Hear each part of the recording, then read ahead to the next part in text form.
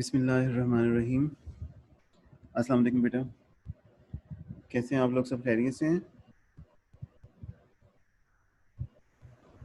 अल्हम्दुलिल्लाह सर। अल्लाह का शुक्र। आप वालेकुम अस्सलाम सर।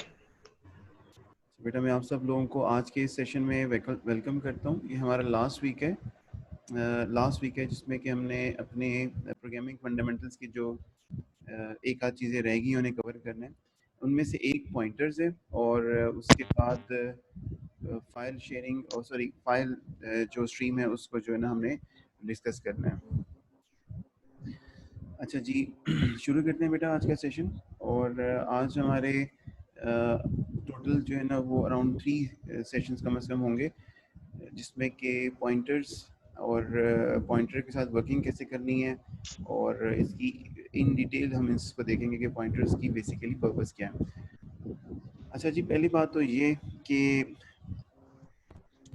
पहले देखते हैं कि पॉइंटर्स बेसिकली हमें चाहिए क्यों। ठीक है, पॉइंटर्स हमें रिक्वायर्ड क्यों है, ये सबसे बड़ा क्वेश्चन है आज के इस सेशन का, कि व्हाई वी नीड पॉइंटर्स।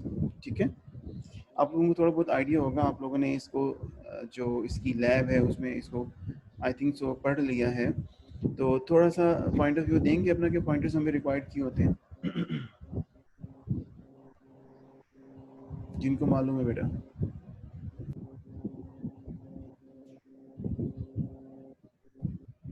जी बताएंगे। किसी भी वेरिएबल का एड्रेस स्टोर कराने के लिए वेरिएबल पॉइंटर्स यूज होते हैं सर। ठीक हो गया, एक बात। कोई और बेटा?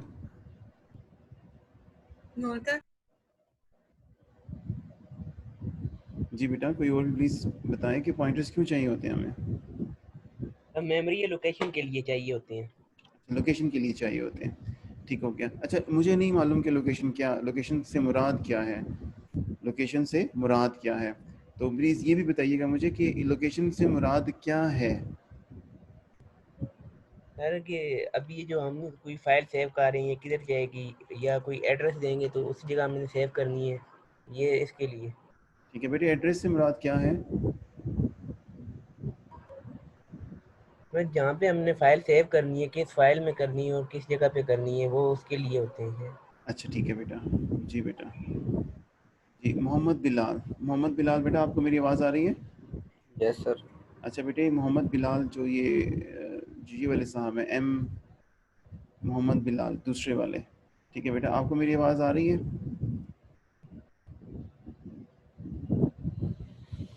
दो मोहम्मद बिलाल हैं आपकी क्लास में जी? जी बेटा। Yes sir. Yes sir. अच्छा जी।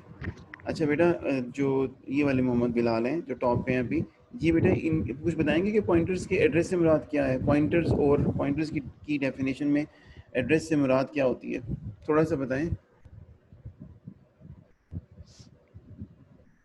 Sir, if we have a variable in our program, we'll give us its address in the memory. अच्छा बेटा, कोई आसान अल्फाज में ज़रा समझा दें। सर, प्रोग्राम में जो वेरिएबल होता है उसको हम एक एड्रेस देते हैं मेमोरी में। अच्छा जी।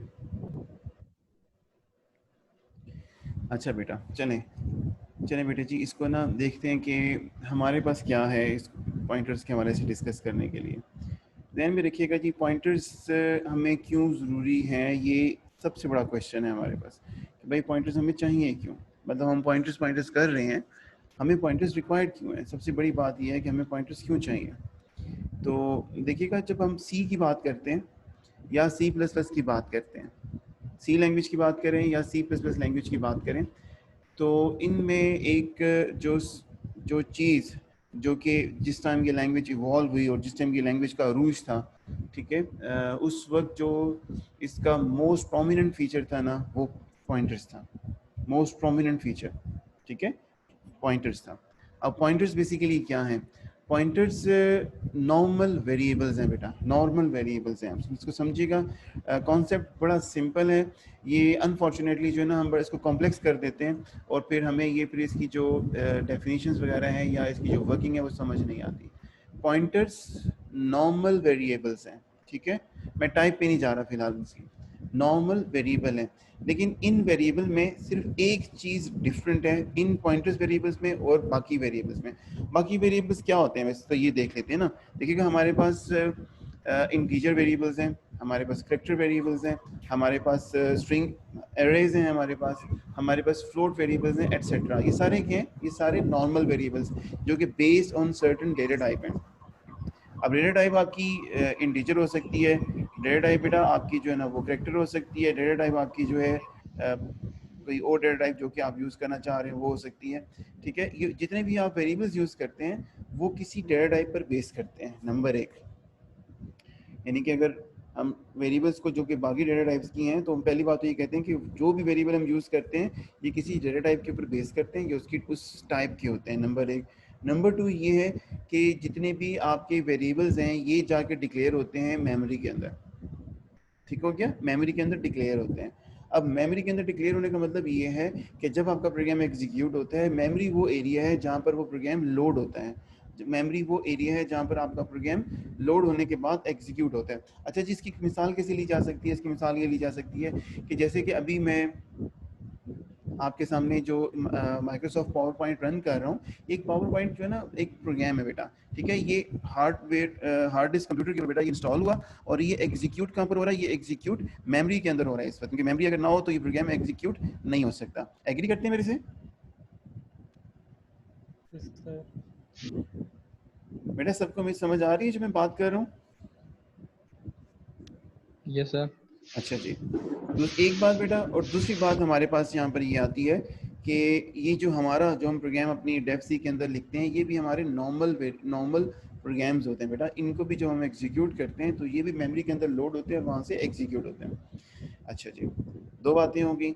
अब तीसरी बात ये है कि जो भी वेरिएबल हम जो अपने प्रोग्राम के अंदर या किसी भी प्रोग्राम के अंदर डिक्लेयर होते हैं वो सारे के सारे मेमोरी के एक खास पोर्शन में जाके जो कि उस प्रोग्राम को एलोकेट हुआ होता है, उस प्रोग्राम को मिला होता है। मेमोरी तो बहुत बड़ी होती है ना, लेट से 8 GB है, उस 8 GB का लेट से आपको 50 MB मिला हुआ है, लेट से आपके प्रोग्राम को उस 50 MB के अंदर कोई एक खास पोर्शन होता है बेटा कि जहाँ पर आपकी वेरिएबल्स जो है ना वो डिक्लेयर होते हैं।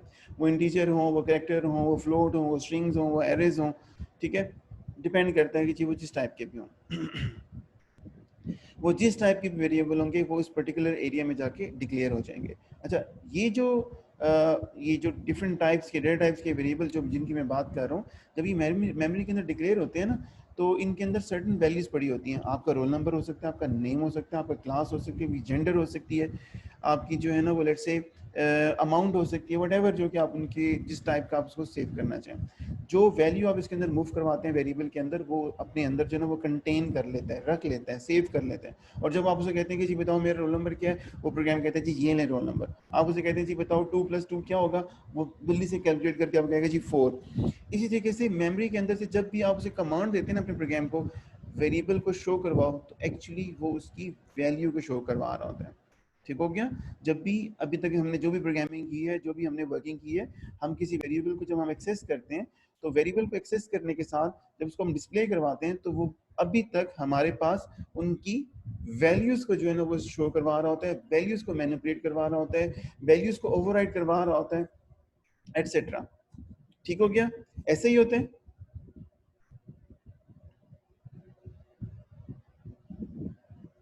Yes sir. Yes sir. अच्छा, ठीक हो गया। Yes sir. ठीक हो गया जी। बेटा नूरुल ऐन, आपको मेरी आवाज आ रही है बेटा? नूरुल ऐन, यस सर। बेटा नूरुल ऐन की बात कर रहा हूँ मैं, क्या इनको मेरी आवाज आ रही है?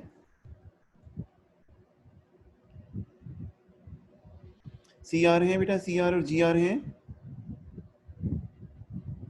Yes sir. अच्छा बेटा, जी बेटा इनकी अटेंडेंस लें ना, अटेंडेंस लें, अटेंडेंस की स्क्रीनशॉट लें। और ये नूरुल ऐन जो है ना एब्सेंट है बेटा, ठीक है? ठीक है सर। अच्छा जी, आगे चलते हैं, आगे चलें। अभी इशू ये है बेटा कि आपसे क्वेश्चन अगर किया जाए ना तो प्लीज़ जो है ना वो बी प्रेजेंट ना। अच्छा, मैंने जो वेरिएबल्स के हवाले से बात की जो बेटा मैंने वेरिएबल्स के हवाले से बात की है उसमें मैंने ये आपसे कहा है कि जब आप किसी वेरिएबल को डिक्लेयर करवाते हैं मेमोरी में, तो उसकी वैल्यू तक हम अभी तक जो है वो मैनिपुलेशन करवाते रहे, वैल्यू हम शो करवाते रहे, वैल्यू गेट करवाते रहे, वैल्यू के अंदर नई वैल्यू जो है वो डालते रहे, यानी कि वेरिएबल के अंदर, ठीक है।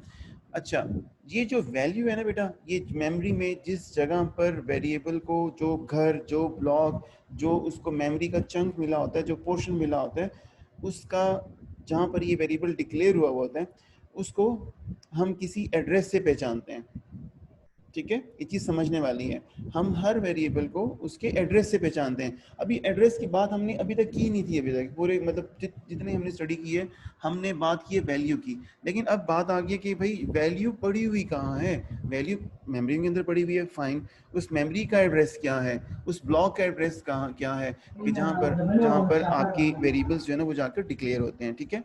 तो ये चीज़ें जो ना अब इंटरेस्टिंग जो है ना हमारे पास जो है ना वो होने जा रही है, ये चीज़ें हमारे पास जो है ना बेटा इंटरेस्टिंग होने जा रही हैं, कि भाई जब आप वेरिएबल्स डिक्लेयर करवाते हैं, वेरिएबल्स के अंदर वैल्यूज़ होती हैं और वो मेमोरी के अंदर आके स्टोर हो जाते हैं, तो उस मेमोरी के ब्लॉक की, उस मेमोरी के चंक की, उस मेमोरी के एरिया की, उस मेमोरी के पर्टिकुलर जो आपको सेक्टर की, जो जहाँ पर कि आपको वो आप उसको सेव करवाते हैं किसी भी वैल्यू को, तो वो जब सेव हो जाती है तो वो उस जगह का कोई नाम भी होता है, और ये नाम इम्पॉर्टेंट किसके लिए होता है बेटा, ठीक है। हम तो सिर्फ वैल्यू से सारा काम कर रहे हैं बेटा, हम लोग कर रहे हैं ना काम वैल्यू से। हम अपने प्रोग्राम में कहते हैं जो उठा के जाओ ले आओ, वो ले आते हैं, हम कहते हैं डिस्प्ले करो, वो डिस्प्ले करवा देते हैं, लेकिन उसे कैसे पता चलता है कि जिस वेरिएबल को हम उठा रहे हैं, डिस्प्ले करवा रहे हैं, शो करवा रहे हैं, जिसको हम जो है ना मल्टीप्लिकेशन में यूज़ कर रहे हैं, इसकी वैल्यू मेमोरी में कहाँ पड़ी हुई है। एक्चुअली हम जो प्रोग्राम करते हैं, तो मैंने शुरू में आपसे बात की थी, हमारा प्रोग्राम और हमारे कंप्यूटर के दरमियान में एक मिडल मैन जो है ना वो एग्जिस्ट करता है, और उस मिडल मैन का नाम हमारे पास ऑपरेटिंग सिस्टम है बेटा। ऑपरेटिंग सिस्टम जिस तरह के विंडोज़ है, जिस तरह के आपके पास लिनक्स है, जिस तरह के आपके पास मैक है, और कई सारे ऑपरेटिंग सिस्टम है, ठीक है। अब ये ऑपरेटिंग सिस्टम क्या करते हैं, हमारी कमांड्स को और हार्डवेयर को, इनको जो है ना इनके में मैपिंग करवाते हैं। जो हम कमांड कहते हैं कि जी वेरिएबल उठा लो, हमें तो नहीं पता होता कि वेरिएबल कहाँ पड़ा है, ऑपरेटिंग सिस्टम को पता होता है कि भाई ये वेरिएबल मेमोरी में किस जगह पड़ा हुआ है। क्यों? क्योंकि हमारे इस वेरिएबल को उसने एक एड्रेस बेटा बताया होता है, हमारे इस वेरिएबल को उसने एक नाम जो हमने उसको दिया होता है, उस नाम के साथ उसकी मैपिंग करवाई होती है। इस नाम का वेरिएबल इस प्रोग्राम के अंदर मैं इस ब्लॉक के अंदर इस जो है ना मेमोरी के एड्रेस के ऊपर जाकर डिक्लेयर करवा रहा हूँ, उसको जो है ना वो मेमोरी का वाला पोर्शन दे रहा हूँ, ये उसका एड्रेस है, ये उसका नाम है, और ये प्रोग्राम नेम है। ठीक हो गया? यहाँ तक मेरे साथ हैं? Yes sir. Yes sir. Yes sir. ठीक है। अब जो चीज़ बेटा समझने वाली है वो ये है कि भाई इसमें ऑपरेटिंग सिस्टम कहाँ से आ गया जी बेटा। हमारा हर प्रोग्राम, जो भी हम प्रोग्राम हम लिख रहे होते हैं, वो बेसिकली ऑपरेटिंग सिस्टम पे लिख रहे हैं। हम देखिए ना, हम लोग डेव सी यूज़ कर रहे हैं, बट डेव सी कहाँ रन हो रहा है? विंडोज़ पे।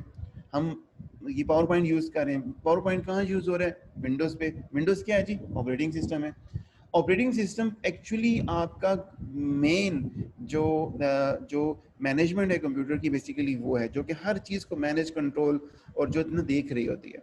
ठीक हो गया? आप जो प्रोग्राम लिखते हैं वो उसके अंदर जितनी वेरिएबल डिक्लेयर करवाते हैं, वो हमारे प्रोग्राम के वेरिएबल्स ओएस की बिहाफ पे मेमोरी में डिक्लेयर होते हैं बेटा। हम जब इसको कहते हैं ना कि जी नंबर 1 की वैल्यू ले आओ, तो वो मेमोरी में ओएस मेमोरी के अंदर जाता है, क्योंकि ओएस के पास एक्सेस है मेमोरी की, हार्डवेयर की, वहाँ से जाता है और उठाकर जो है ना ले आता है। अच्छा सर, ये तो बड़ा सिंपल है। तो फिर पॉइंटर्स, जी बेटा पॉइंटर्स देखिएगा, जब मैंने थोड़ी देर पहले आपसे बात की है कि ये पॉइंटर वो कॉन्सेप्ट है जो कि सी एंड C++, जब ये लैंग्वेजेस अपने अरूज पे थी, यानी कि मैं ये नहीं कह रहा कि इनका अब जमाना आ चुका है, बट अभी इनसे एडवांस लेवल लैंग्वेजेस जो है ना वो आ चुकी हैं। लेकिन जब ये C और C++ का हम एरा, जिसको हम कहें, वो एरा जब ये अपनी पीक पर थी, तो इनमें जो पॉइंटर्स का कॉन्सेप्ट था, ये इसका एक मेजर फीचर था बेटा इन लैंग्वेजेस का। और पॉइंटर्स बेसिकली क्या कर रहे होते हैं, अब ये चीज़ इंतहाई इंपॉर्टेंट है, समझने वाली है, कि जब हम पॉइंटर्स की बात नहीं कर रहे, हम सिंपल बात कर रहे हैं कि यानी ऐसी दुनिया की बात कर रहे हैं कि जिसमें पॉइंटर्स एग्जिस्ट नहीं करते। यानी कि सी में अभी तक हम पॉइंटर्स को देखा नहीं था।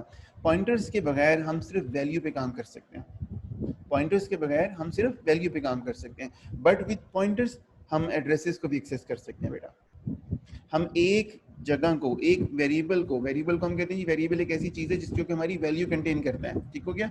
जो वैल्यू कंटेन करता है, नाम है, रोल नंबर है, एज है, ठीक है, वो वैल्यू कंटेन करता है। अब हम कहते हैं भाई इस वेरिएबल को मेमोरी में जो हम एक्सेस करते हैं मेमोरी से, तो हमारे पास इसकी वैल्यू आ जाती है। एक और तरीका भी है कि जिसके तहत हम इसको एक्सेस कर सकते हैं, वो इसका एड्रेस, जो कि अभी तक पहले सिर्फ ओएस के पास इसकी एक्सेस थी, लेकिन अब हम भी इसको एक्सेस कर सकेंगे, हम भी जा सकेंगे, हम उसको उसके नाम से भी एक्सेस कर सकेंगे, उसके एड्रेस से भी एक्सेस कर सकेंगे।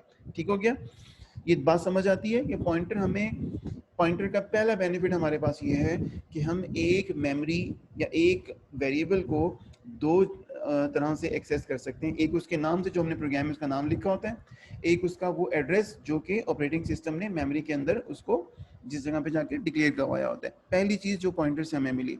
जी बेटा, यहाँ तक समझ आती है? Yes sir. अच्छा जी बेटा, सीआर आपने अटेंडेंस ली है ना?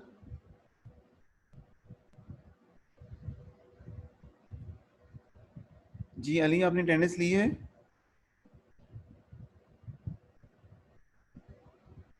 जी आर बताइएगा जी। जी आर हैं? बिलाल बेटा, आप मोबाइल फोन यूज कर रहे हैं?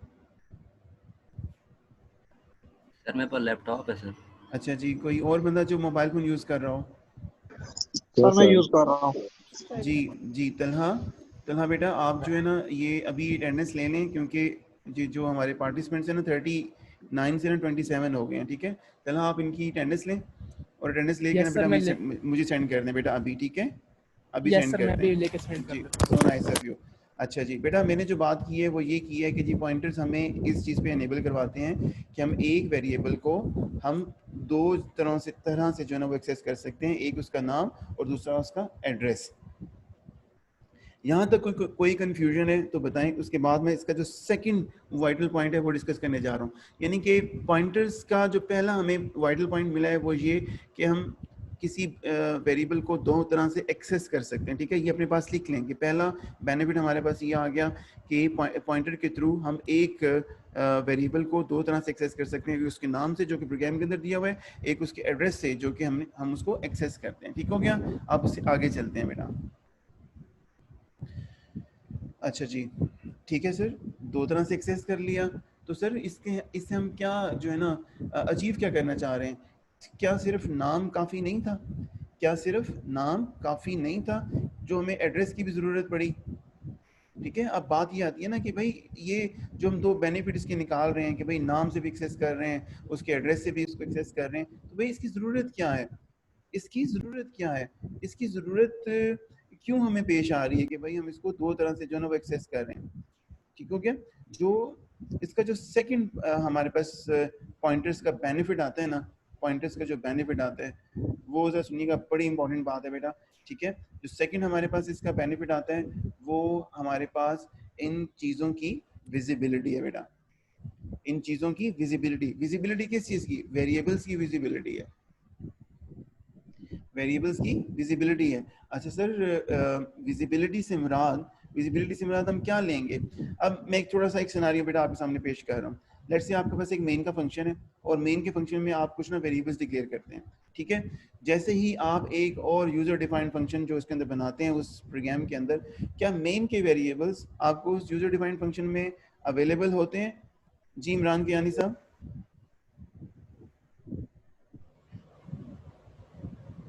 इमरान कियानी साहब जी वालेकुम सलाम। बताइएगा बेटा, जो मेन के आपके पास मेन के अंदर आपके डिक्लेयर्ड वेरिएबल्स होते हैं, क्या वो यूजर डिफाइंड फंक्शन में अवेलेबल होते हैं?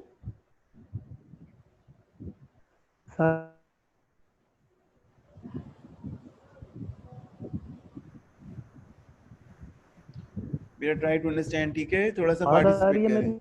जी आ रही है, आ रही है। आप ना ही बोलें तो भी बेहतर है, मैं बता देता हूँ। जब आप बेटा मेन का फंक्शन लेट से आप डिक्लेयर करवाते हैं, जिस तरह कि ये आपके पास एक लेट से यहाँ पर मैं अभी डेफ सी के अंदर हूँ। ठीक है, डेफ सी में हूँ मैं, और यहाँ पर बेटा यहाँ पर ये मेरा मेन फंक्शन है। ठीक हो गया, और यहाँ पर जो है ना मैं एक लेट से जी मैं एक वेरिएबल डिक्लेयर करवाता हूँ, लेट से इंटीजर नंबर 1, और इसको मैं जो है ना 100 से इनिशियलाइज करवा देता हूँ। और बेटा यहाँ पे यहाँ पर मैं एक और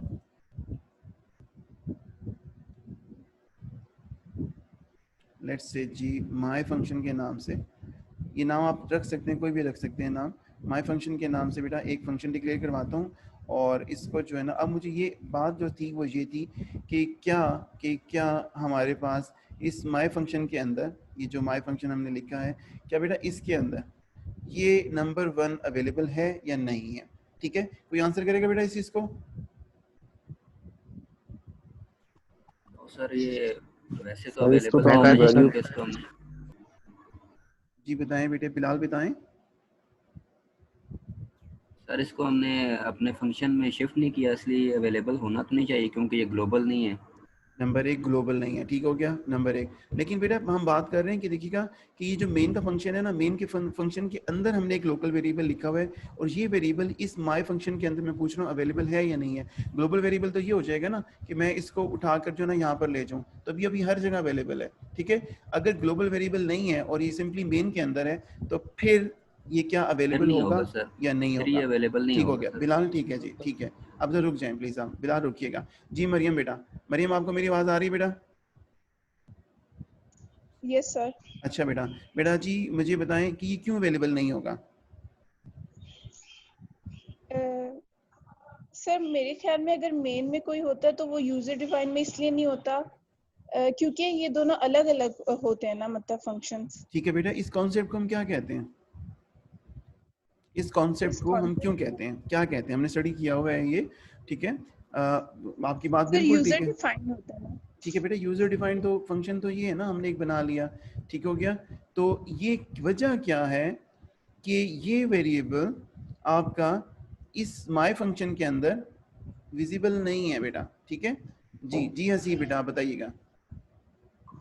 सर बेसिकली मेन की अपनी सल्तनत है और जो माय फंक्शन उसकी अपनी सल्तनत है, तो जो Good. मेन के वेरिएबल्स होंगे अगर उसको हम लोग पास कराएंगे माय फंक्शन में तभी वो उसमें अवेलेबल होंगे, वैसे उसमें अवेलेबल नहीं होंगे। ठीक हो गया बेटा, इस कॉन्सेप्ट को क्या नाम देते हैं? आपने बड़ी अच्छी बात की है।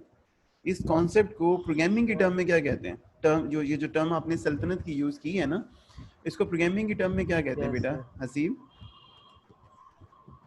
सर अभी माइंड में नहीं आ रही वो अच्छा जी, बात। एनीवन जी, एनीवन, ठीक है, वेल डन जी, एनीवन। स्कोप कहते हैं सर। ठीक हो गया जी, स्कोप। Scope स्कोप का variable. कॉन्सेप्ट कहते हैं बेटा हम इसको, कि हमारे मेन के, बिलाल वेरी गुड बेटा, कि हमारे मेन के अंदर जितने भी वेरिएबल्स हम बनाएंगे उनकी जो स्कोप है ना वो मेन तक महदूद है बेटा। जो हम अगर इसको हम ग्लोबल कर देते हैं तो इसका स्कोप होगा तमाम ये मेन फंक्शन में भी, तमाम यूजर डिफाइंड फंक्शन में भी, थ्रू आउट द प्रोग्राम जो है ना हमारा विजिबल हो जाएगा। बट अनफॉर्चुनेटली हमारे पास अभी इसका जो स्कोप है इस मेन की पैरेंथेसिस के अंदर जो है ना बेटा विजिबल है, इससे बाहर नहीं है। ठीक हो गया? तो जब आप पॉइंटर्स यूज करते हैं ना, जब आप पॉइंटर्स यूज करते हैं, अच्छा अभी दूसरी चीज़ ये है कि अभी हसीब ने बड़ी अच्छी बात की कि सर अगर आप इसको यूज़ करना चाहते हैं तो आप ये काम करें कि आप ये फंक्शन एज अ पैरामीटर जो है ना यहाँ पे पास कर दें, इसको यूज़ कर लें। जब हम पास भी करेंगे, लेट्स से मैं इसको पास भी कर देता हूँ नंबर 1, लेट्स से जी मैं इसकी टाइप जो है ना बेटा, इसकी टाइप जो मैं इसकी टाइप मैं लेट्स से ये मैं कहता हूँ जी n1 कहता हूँ, और यहाँ पर मैं जो है ना लेट्स से मैं इसको यूज़ करता हूँ। आप प्लीज़ सबको मेरी आवाज़ आ रही है बेटा? Yes sir. यस सर, आ रही अच्छा है। जी, ठीक है बेटा। यहाँ पे मैं कहता हूँ जी नंबर 1। अब जरा गौर कीजिएगा, ये माय फंक्शन में, माय फंक्शन का जो यूजर डिफाइंड फंक्शन मैंने लिखा हुआ है जी, जो माय फंक्शन मैंने लिखा हुआ है इसमें जो नंबर 1 मैं पास कर रहा हूँ, बेसिकली यहाँ पर क्या होता है, ये नंबर 1 की जो वैल्यू 100 है ना, यहाँ पर आती तो है, ठीक है, यहाँ पर आती तो है, लेकिन सिर्फ वैल्यू आती है, सिर्फ वैल्यू आती है, वेरिएबल नहीं आता, सिर्फ वैल्यू आती है। अब इससे फ़र्क ये पड़ता है, इससे फ़र्क ये पड़ेगा कि अगर आप यहाँ पे सी आउट करवाएंगे क्या भला, n1 अगर आप सी आउट करवाते हैं ना बेटा, तो इसका जो रिजल्ट आएगा ना आपके पास वो आएगा जी 100। ठीक हो गया? लेकिन साथ ही अगर नेक्स्ट लाइन में आप कहते हैं जी n1 इज इक्वल टू, अगर आप 200 कर देते हैं तो आपके पास अगर दोबारा आप यहाँ पे सी आउट बेटा n1 करेंगे तो आपके पास इसकी वैल्यू 100 नहीं 200 आएगी। एग्री करते हैं ना? एग्री करते हैं बिल्कुल। अच्छा कोई बात नहीं, प्रॉब्लम क्या है? प्रॉब्लम ये है कि जब आपने जब ये वैल्यू आपने n1 के अंदर पास कर दी, जहां से ये फंक्शन कॉल हुआ था वहां पर इसकी वैल्यू हमेशा 100 ही रहेगी। क्यों? क्योंकि ये एक सेपरेट वेरिएबल है और यहाँ पर एक सेपरेट वेरिएबल है, सिर्फ वैल्यू पास की थी हमने, ठीक है। ये एक बहुत बड़ा एक मैं समझता हूँ कि लिमिटेशन है, ध्यान में रखिएगा। लिमिटेशन इन ठीक है, मैं मानता हूँ कि ये हमारे पास काफ़ी सारे केसेस ऐसे होते हैं कि जब आप फंक्शंस के दरमियान में जस्ट वैल्यूज पास करने जा रहे होते हैं, बट प्रोग्रामिंग के अंदर आपको बहुत ज़्यादा ऐसे सिनारियोज भी मिलते हैं कि भाई आप इन वैल्यूज़ को जब आप एक फंक्शन से दूसरे फंक्शन के अंदर पास करवाते हैं, तो अगर आप कॉल्ड फंक्शन, बेसिकली ये आपका कॉल्ड फंक्शन था, ये आपका बेटा कॉल्ड फंक्शन था, और इसको हम जो है ना वो ये भी कहते रहे कि भाई ये यूजर डिफाइंड फंक्शन भी है। तो इस कॉल्ड फंक्शन के अंदर अगर आप कोई चेंज करते हैं वैल्यू के अंदर, तो वो आपके इस कॉलिंग फंक्शन जो कि मेन फंक्शन के अंदर है रिप्रेजेंट होनी चाहिए। अगर आप इस 100 वैल्यूज को पास कर रहे हैं और 100 को अगर आप 200 कर देते हैं, तो आपके मेन के अंदर भी ये चीज रिफ्लेक्ट होनी चाहिए बेटा, ठीक है, हो गया, रिफ्लेक्ट होनी चाहिए। तो लिमिटेशन हमारे पास क्या है, अभी तक जो हमने चीजें पढ़ी हैं वो ये है कि भाई आप वैल्यू पास करते हैं और वैल्यू को जो आप वैल्यू को आप जब आप चेंज करते हैं तो वो पीछे मेन के अंदर जो है ना वो रिफ्लेक्ट नहीं हो रही होती। तो हम जब हम बात करते हैं कि जी हमें सेशन का टाइम खत्म होने वाला है, इंशाल्लाह नेक्स्ट सेशन 5 मिनट्स की ब्रेक के बाद हम कर लेंगे, तो हम इस चीज़ को कंक्लूड करते हैं कि जी हमारे पास पॉइंटर्स का जो सेकंड बेनिफिट है, पॉइंटर्स का, प्लीज इसको नोट कर लें अपनी नोटबुक्स में, कि पॉइंटर्स का जो सेकंड बेनिफिट है वो ये है कि ये जो रेजोल्यूशन है, ये जो स्कोप की रेजोल्यूशन है, इसको जो है ना वो आसान कर देता है, ठीक है। हमारे पास हमने ये डिसाइड किया बेटा, पॉइंटर्स के बेनिफिट्स के हवाले से हम लोग बात कर रहे हैं कि भाई हम पॉइंटर्स क्यों पढ़ रहे हैं, पॉइंटर्स का बेनिफिट क्या है। नंबर 1 हमने जो लिखा था, जी बताएंगे क्या लिखा था बेटा?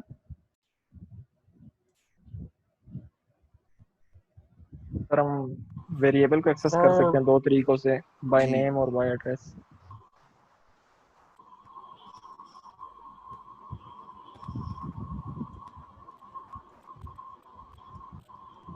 टू मोड से बेटा उनको हम एक्सेस कर सकते हैं, ठीक हो गया जी। और टू मोड्स बेसिकली हैं क्या, उसका नेम और एड्रेस, ठीक हो गया जी। और सेकंड बेनिफिट बेटा जो हमने देखा ना वो ये देखा है कि हमारे पास इसमें जो स्कोप की रेजोल्यूशन है ना बेटा, सॉरी, ये ईज हो जाती है बेटा, ठीक हो गया। यानी कि हमारे पास एक जो हमारे पास बेनिफिट है कि अगर हम पास ऑन करते हैं वैल्यूज बिटवीन फंक्शंस, तो उनको हम जो है ना वो कॉलिंग फंक्शन के अंदर भी जाकर जो है हम रिफ्लेक्ट करवा सकते हैं जी। अच्छा बेटा, ये 2 बेनिफिट्स हैं कि जो कि मैंने अभी आपके सामने एक्सप्लेन किए हैं, ठीक है। अब तीसरी चीज, पॉइंटर्स को हम जो स्टडी करने जा रहे हैं और हम पॉइंटर्स के बेनिफिट्स देख रहे हैं, बहुत सारे ऐसे प्रोग्रामिंग के सिनारियोज होते हैं जिसमें कि एक मैंने अभी आपको ये मेन और मेन के हवाले से, और आपको मैंने बताया है जो कि आपके मेन के हवाले से मैंने बताया है, और आपको मैंने बताया है जो स्कोप रेजोल्यूशन के हवाले से। कई ऐसे सिनारियोज होते हैं कि जिसमें कि आपको पॉइंटर्स अगर आप यूज़ ना करें तो आपको जो ना कोड बहुत एक्स्ट्रा लिखना पड़ता है। और ये आप देखिएगा थ्रू आउट द सेमेस्टर मैं शुरू से आपको बेटा इसी हवाले से एग्जाम्पल भी देता रहा हूँ कि अच्छी प्रोग्रामिंग प्रैक्टिस ये है कि आपका कोड स्मार्ट हो और आप बेहतर तरीके से छोटे कोड के साथ ज़्यादा जो है ना वो काम कर सकें। अभी जो पॉइंटर्स का जो जितना भी स्टडी इंशाल्लाह हम करेंगे, ये हमारी इन चीज़ों को जो है ना बहुत आसान कर देगी। जी, अब करेंगे कैसे इसको, इन चीज़ों को हम कवर कैसे करेंगे, इसको हम जो है वो 1 बाय 1 देखते हैं। इसमें बेटा पॉइंटर्स में एक जो बहुत बड़ा हमारे पास एज आता है पॉइंटर्स की वजह से, जिस पे हम पॉइंटर्स को स्टडी करने जा रहे हैं, वो बेटा हमारे पास कॉन्सेप्ट आता है, वो ज़रा देखिएगा वो क्या है। वो थर्ड जो कॉन्सेप्ट हमारे पास आता है ना, वो उसको हम कहते हैं जी डायनेमिक मेमोरी एलोकेशन, ठीक हो गया। ये थर्ड हमारे पास पॉइंटर का बेनिफिट है। अच्छा, डायनेमिक मेमोरी एलोकेशन ये क्या है, इस पे कोई कमेंट करेगा प्लीज?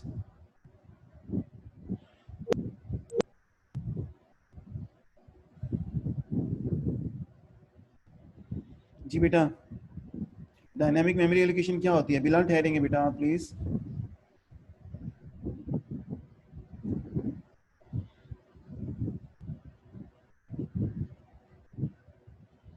जी बेटा शाहजेब आसिफ। जी शाहजेब, कुछ बताएंगे डायनामिक मेमोरी एलोकेशन क्या होती है बेटा?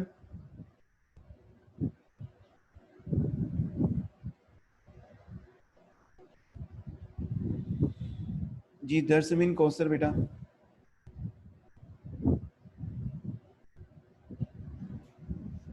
यस डायनेमिक मेमोरी जो है वो रन टाइम पे यूजर से ली जाती है। अच्छा जी ठीक हो गया, रन टाइम पे यूजर से ली जाती है। बेटा इसका मतलब क्या होगा बेटा? क्या सबको इनकी आंसर जो है मिल रहा है? सबको ये आंसर जो ये बोल रहे हैं आप सबको आवाज आ रही है ये?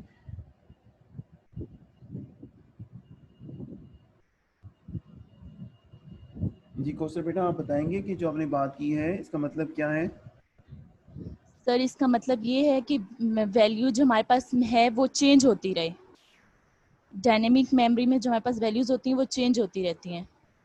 अच्छा जी ठीक है बेटा। बेटा मैं थोड़ा सा इसको चेंज, अभी जो आपने बताया इनको थोड़ा सा चेंज करूंगा, ठीक है जी। हसीबुर रहमान साहब बताएंगे बेटे?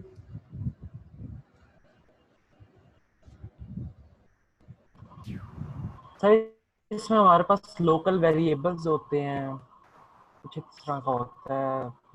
अच्छा जी जो लोकल भी आपके, ठीक है वेरिएबल्स बेटा होते हैं कोई हमारे मसला नहीं है, जो आपके पास। जहन में प्लीज शेयर करें, ठीक है। तौसीफ है हमारे साथ? जी तौसीफ आप कुछ बताएंगे बेटा?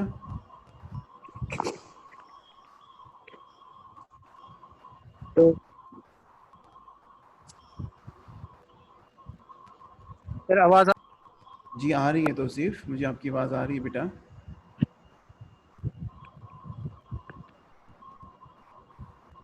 हेलो। अच्छा चलें चलें बेटे मैं इसको एक्सप्लेन करता हूँ, ठीक है। चलें आप लोग इसको ज़रा देखिएगा, मैं इसको एक्सप्लेन करता हूँ कि डायनामिक मेमोरी एलोकेशन क्या चीज़ है। और ये बेसिकली मैं समझता हूँ कि सबसे बड़ा हमारे पास बेनिफिट है कि जब आप पॉइंटर्स को जो है ना वो डिस्कस करते हैं, ठीक है। पॉइंटर्स में सबसे बड़ा बेनिफिट आपके पास डायनामिक मेमोरी एलोकेशन के हिसाब से जो है ना वो आता है। ये टर्म देखिएगा जी बेटा, टर्म है क्या? ये टर्म बेसिकली दो कॉन्सेप्ट्स हैं। ये टर्म्स दो कॉन्सेप्ट पे मुश्तमिल है। पहली जो कॉन्सेप्ट है ना बेटा वो है, उसको हम कहते हैं मेमोरी एलोकेशन, ठीक है, मेमोरी एलोकेशन। और सेकंड है डायनामिक। और फिर जब इसको हम इकट्ठा पढ़ते हैं तो हम कहते हैं जी डायनामिक मेमोरी एलोकेशन। तो मैं अलग अलग इसको जो है ना आपको एक्सप्लेन करता हूँ, फिर पॉइंटर्स आपको बेहतर समझ आएंगे। और ध्यान में रखिएगा पॉइंटर्स, जब मैं ये बात रिपीट कर रहा हूँ कि पॉइंटर सी और C++ का एक वन ऑफ द वाइटल जो है ना इसका फंक्शन है बेटा, one of the most bright जो है ना वो इसका कॉन्सेप्ट है, जो कि C और C++ के हवाले से हम डिस्कस करते हैं। तो ये फिर हमें आने भी चाहिए। आप ध्यान में रखिएगा कि जब हम इंशाल्लाह कमिंग सेमेस्टर्स के अंदर आप ऑपरेटिंग सिस्टम स्टडी करेंगे, आप लोग डेटा स्ट्रक्चर स्टडी करेंगे, और जब आप हायर जो है ना सेमेस्टर की तरफ मूव करेंगे तो वहाँ पर ये जो पॉइंटर्स की जो बेसिक्स है ना, ये या पॉइंटर्स का इस्तेमाल करना आना, ये एक जो है ना एक की फैक्टर जो है ना वो आपको बन जाएगा जब आप ऑपरेटिंग सिस्टम और स्पेशली डेटा स्ट्रक्चर्स पढ़ेंगे। और जब आप C की और C++ की जॉब्स के वाले से जब हम बात करते हैं तो हमारे पास पॉइंटर्स की यूजेज, पॉइंटर के बेनिफिट्स, पॉइंटर्स का इस्तेमाल, ठीक है, इनकी कोडिंग, ये भी जो है ना वो पूछी जाती है। और इंटरव्यूज में भी पॉइंटर्स को काफ़ी ज़्यादा डिस्कस किया जाता है। अच्छा बेटा डायनामिक मेमोरी एलोकेशन को मैं आपके सामने एक्सप्लेन कर रहा हूँ और 5 मिनट्स की मैं ब्रेक ले रहा हूँ, फिर यहीं से इसी पॉइंट को मैं एक्सप्लेन करूँगा, क्योंकि सेशन में सिर्फ 2 मिनट्स रह गए क्लोज होने में। मैं 5 मिनट्स बाद इंशाल्लाह आता हूँ और दोबारा से फिर यहीं से कंटिन्यू करते हैं हम, ठीक है। थैंक यू वेरी मच जी, अल्लाह हाफिज़।